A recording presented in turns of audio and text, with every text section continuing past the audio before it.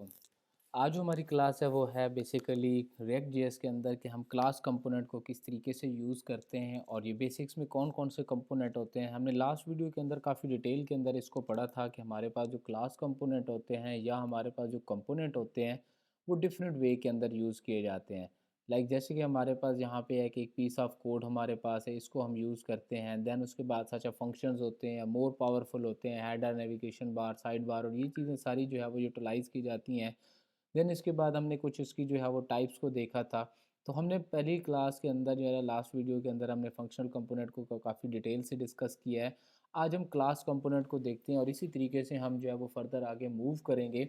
High जो हमारे पास है, यानी हाई ऑर्डर कंपोनेंट हो गया, पेयर कंपोनेंट हो गया, कंट्रोल, अनकंट्रोल, इनको हम आगे जो है वो जाके फर्दर जो है वो देखेंगे। तो आज जो हम जो है वो जिस कंपोनेंट को पढ़ने जा रहे हैं वो कंपोनेंट बेसिकली हमारे पास है, जिसको हमने नाम दिया है कि ये कंपोनेंट हमारे पास क्लास कंपोनेंट कहलाता है। तो मैं इसको कोई नाम देता हूँ, यानी कि पहले मैंने यूज़र रखा है तो यहाँ पे मैं यूज़र जो है वो 1.js कर देता हूँ कि सेम उसी तरीके का कंपोनेंट है, तो हम इस कंपोनेंट को सेम वैसे ही यूज़ करेंगे। लेकिन इसके अंदर इसकी जो कुछ डिटेल्स होगी, यहाँ पे देखें मैंने इसको जो है वो बिल्कुल सेफ रखा हुआ है, यहाँ पे कुछ भी नहीं है।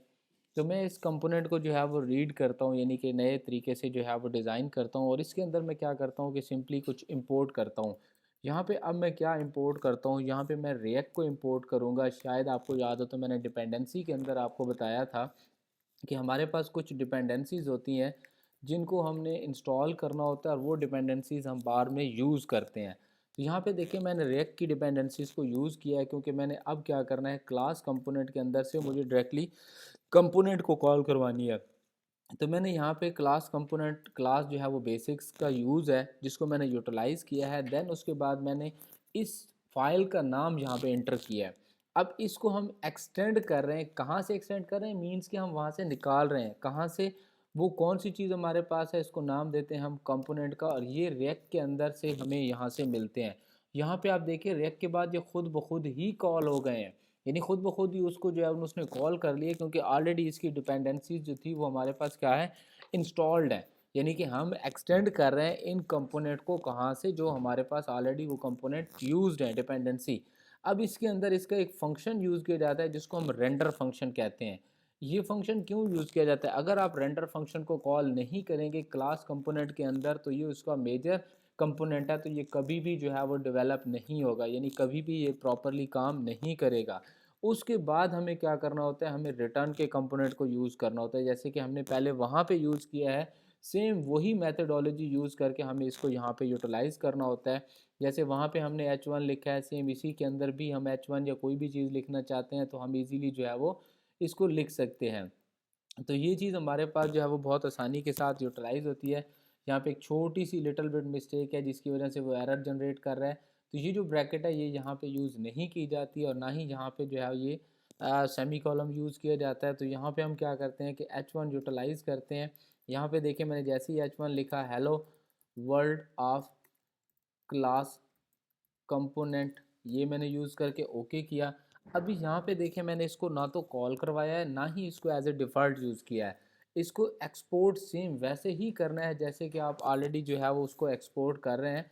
Export as a default, just इसको यूज़ करने के बाद अगेन आपने क्या करना है, यूज़र वन को ही यूज़ करना है। इसको एक्सपोर्ट करने के बाद ओके करेंगे। जैसे ही हम क्लास के अंदर जाते हैं देन यहाँ पे अगेन हम यहाँ पे इसको क्या कर लेते हैं, इंपोर्ट कर लेते हैं। अब इंपोर्ट में क्या है, यूज़र वन, यहाँ पे देखें सेम उसी तरीके से इंपोर्ट यूज़र वन उसने इंपोर्ट किया है, बट यहाँ पे हमने दोबारा से इसको कॉल करवाना है। अगर हम क्लास कंपोनेंट को कॉल नहीं करवाते, जैसे कि वहाँ पे हमने कंपोनेंट को कॉल करवाया था, तो ये काम नहीं करेगा। मैंने कॉल करवाया, जैसे ही डायरेक्टली मैं यहाँ पे जाता हूँ, रिएक्ट की इस जगह पे जाता हूँ, तो यहाँ पे देखें hello world with a class component, तो उसने फ़ौरन से उस कंपोनेंट को यहाँ पे क्या कर दिया है, यूटिलाइज़ कर दिया है। यानी कि ये एक बहुत ही सिंपल है। अगर आप एक छोटी सी जहाँ पे स्लाइड्स के अंदर चीज़ देखें तो हमने कहा था कि इसको हम रीयूजेबिलिटी कर सकते हैं, कि बार बार रीयूज़ कर सकते हैं। तो मैं यहाँ जाता हूँ और इसको मैं दोबारा से सम टाइम जो है वो कॉपी कर देता हूँ, तो यहाँ पे देखें वो रीयूजेबल हो गया, यानी कि हमने इसको क्या कर लिया है, यूटिलाइज़ कर लिया है। अब इसका एक छोटा सा लिटिल बिट जो है वो और काम होता है कि हमने यहाँ पे देखें लास्ट के अंदर इसको एक्सपोर्ट किया है। अगर हम चाहें इस एक्सपोर्ट को कम करने के कोड को, तो मैं इस कोड को क्या करता हूँ, यहाँ से कॉपी करता हूँ, ठीक है। इसको जस्ट कॉपी किया, कॉपी करने के बाद मैं यहाँ पे जाता हूँ इस क्लास से पहले और इसको यहाँ पे पेस्ट करके सेव कर देता हूँ।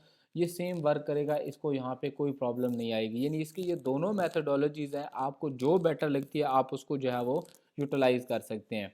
तो ये हमारे पास सिंपल से दो क्लास कंपोनेंट हैं जिसको हमने यूज़ किया है। हम चाहें तो इसको एज ए क्लास भी यूटिलाइज़ कर सकते हैं, एज ए चाहें तो हम इसको ये वाला मेथडोलॉजी भी यूज़ कर सकते हैं। दोनों चीज़ें जो है वो डिपेंड करती हैं हमारे पास। एक्सपोर्ट करके हमने इनको जो है वो फिर दूसरी जगह पे इंपोर्ट करना है। तो ये हमारे पास सिंपल सा जो वर्क था क्लास कंपोनेंट का, हम चाहें तो इसके अंदर डिफरेंट क्लासेस को मज़ीद यूज़ कर सकते हैं। यानी कि हम चाहें तो इसको बार बार जो है वो यूटिलाइज़ कर सकते हैं, 2 से 3 4 5 जितने टाइम भी हम यूज़ करना चाहें हमें यहाँ पे कोई प्रॉब्लम नहीं आएगी।